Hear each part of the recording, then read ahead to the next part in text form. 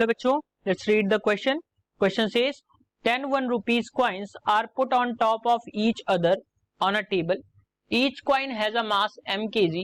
Then the force on seventh coin, counted from the bottom, due to all the coins on its top. 4 options given here. We just have to talk about the solution. So बच्चों यहाँ पे अगर हम बात करें solution की, तो solution में हम देखेंगे की कॉन्सेप्ट को. तो बच्चों ध्यान रखिए, F इज इक्वल टू क्या होता है, फोर्स इज इक्वल टू क्या होता है, mg के बराबर होता है.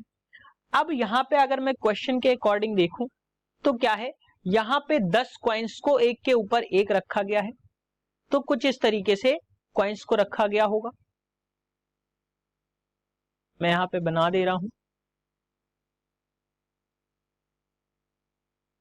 कुछ इस तरीके से आपके 10 कॉइन्स को रखा गया है,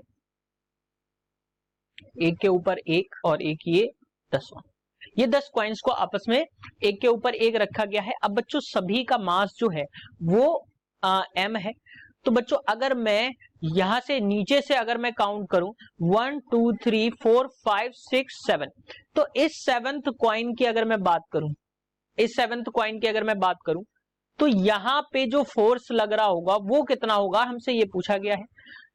अब यहां से अगर मैं देखूं, ये 7th कॉइन है, 7th कॉइन के ऊपर जो है 3 कॉइन्स रखे हुए हैं.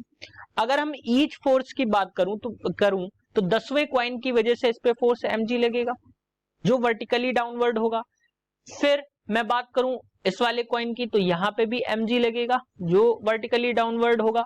और इसकी मैं बात करूं तो ये भी एक फोर्स लगेगा जो वर्टिकली डाउनवर्ड होगा.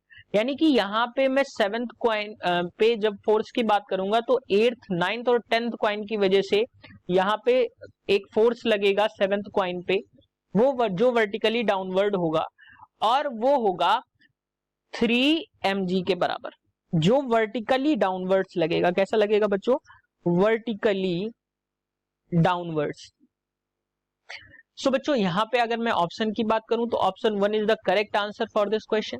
Hope you understood it well. Best of luck.